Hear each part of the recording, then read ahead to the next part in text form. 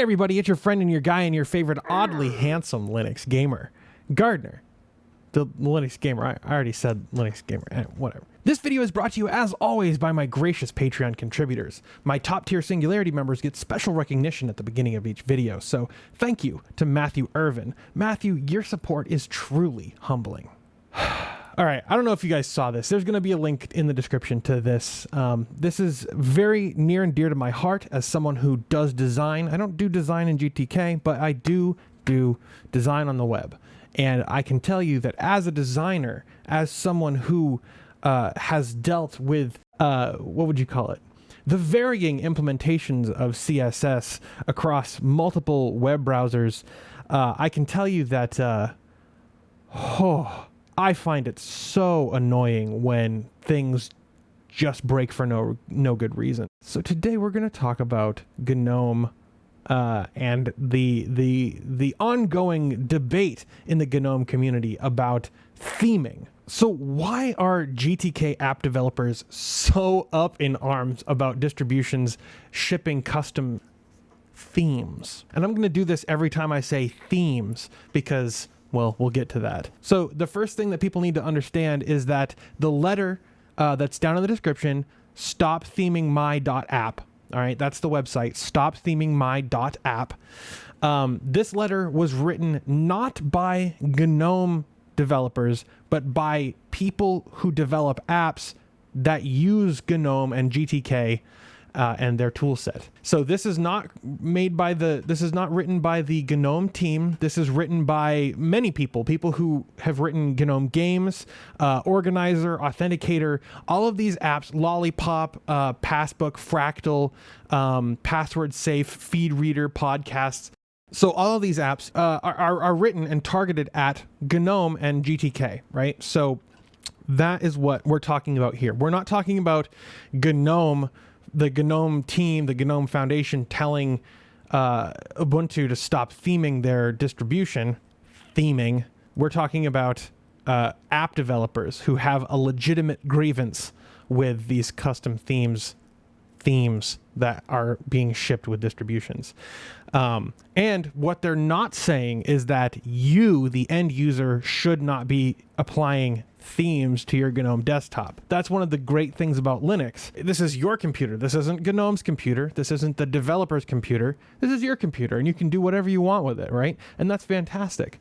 But also, one of the things that you have to know about, when you are applying a custom theme to GNOME is that you take responsibility for when things break, right? It's not the developer's fault that your theme broke their app. So, what do I think about this? What do I actually think? Well, after reading the open letter that they wrote to the wider GNOME community, and that includes distributions that ship GNOME as the default desktop, I have to say that I feel for them. I feel for them. This is something that I have encountered many times in my life as a Linux user, and I have to say that, I completely understand where they're coming from. So I'm reminded of an article that was posted on the GNOME blog by Tobias Bernard. It's called Restyling Apps at Scale, and he makes an impassioned argument that not only is it impractical to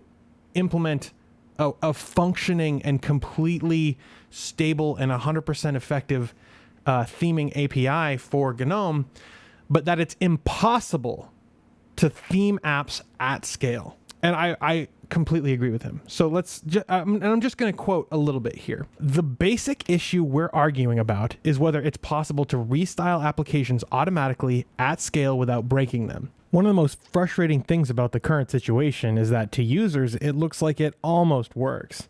For the most part, third-party themes look and work okay-ish. There are just a few small bugs here and there. A button with too little contrast, an underline clashing with a border, a really large loading spinner, not a big deal, you'd think. However, the view of this situation misses a few really important realities. Number one, App developers are doing a lot of bug fixing to account for, quote, theming, because people complain to them when their app is broken on certain distros. The current situation essentially forces developers to fix bugs for setups they never intended to support in the first place. They're not happy about it, but they're doing it because they don't want their users to have broken apps.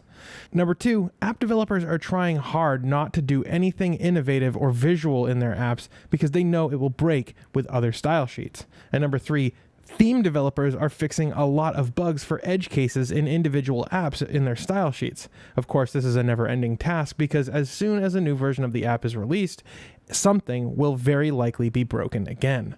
I believe this is nowhere near okay.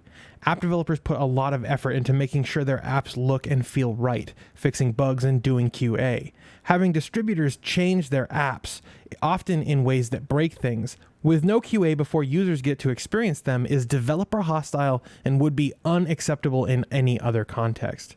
And if you want to check out that blog post, there's going to be a link in the description. It's a fascinating read, and it goes at the heart of this whole problem that we're facing here.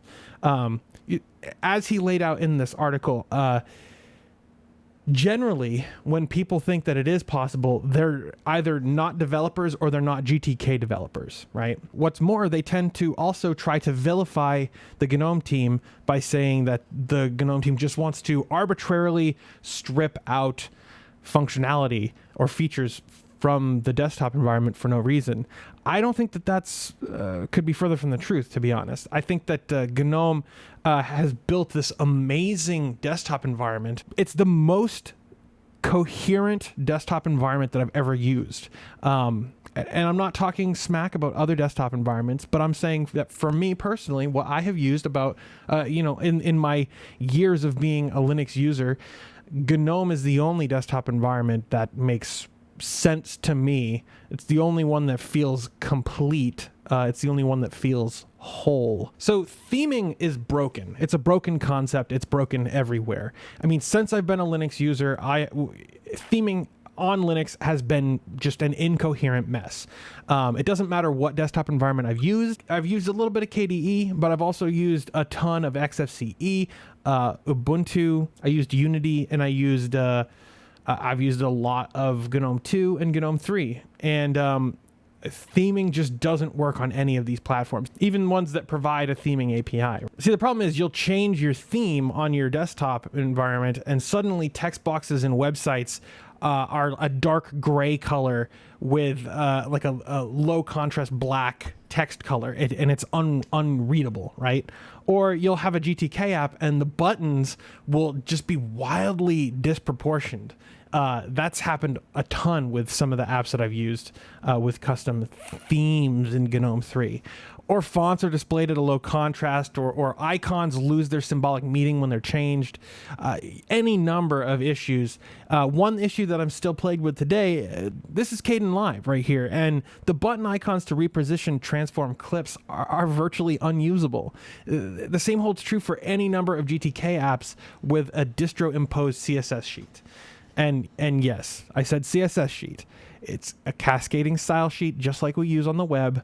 And yes, that's how styling works in GNOME 3. GNOME 3 does not support themes in the way other desktop environments support themes. A hint that this is the case is that there is no theming or appearance section in the settings of GNOME 3. Like, the settings panel does not have a theming option in the panel.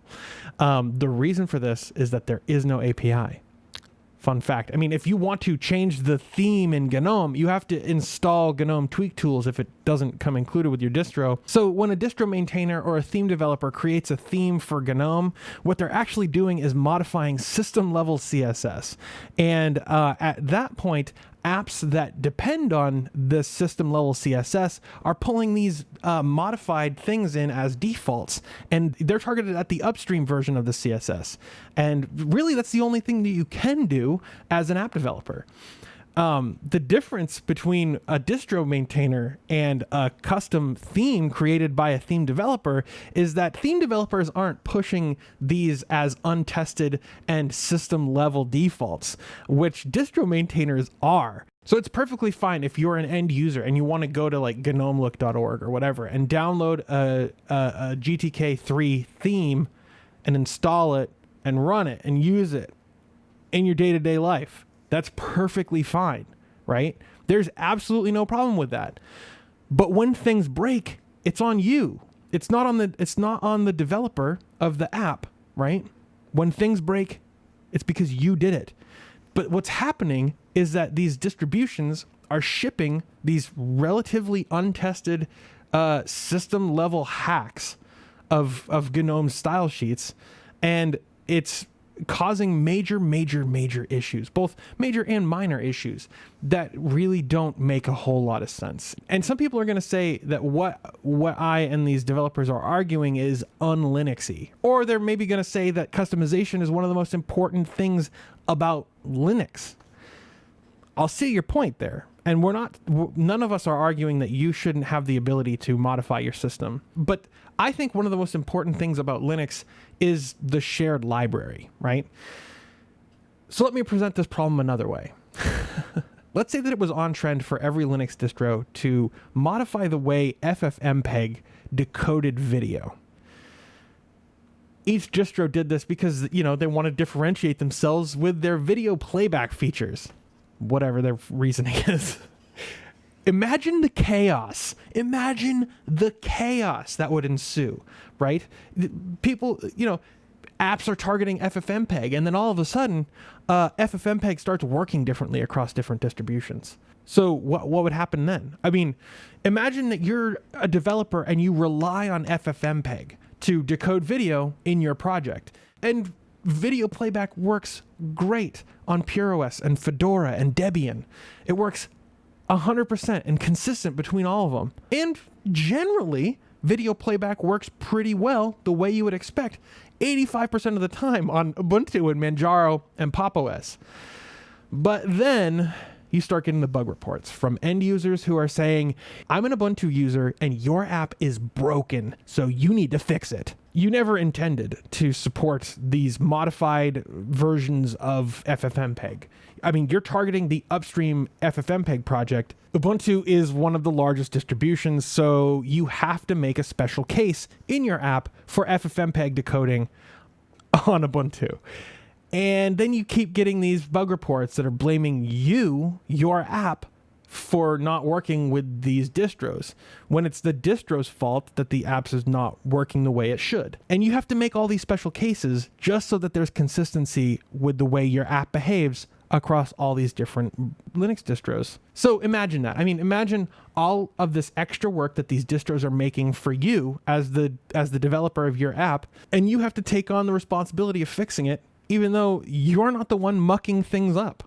That's exactly what's going on here. I mean, these distros are shipping modified versions of GNOME that are causing issues with apps that require GNOME. And frankly, I don't know why we tolerate distributions shipping broken themes for GNOME that don't get QA tested and that end up hurting the wider GNOME community. I think that these developers have a valid problem, and I think that they have a valid solution. And the solution is stop theming our apps. And quite frankly, in my opinion, they are completely right. But I want to know what you guys think. Do you think that Ubuntu and PopOS and Manjaro should stop applying themes to their distributions? Let me know down in the comments, or you can hit me up on Twitter at The Linux Gamer. I'm also on Mastodon at gbrian@librum.one.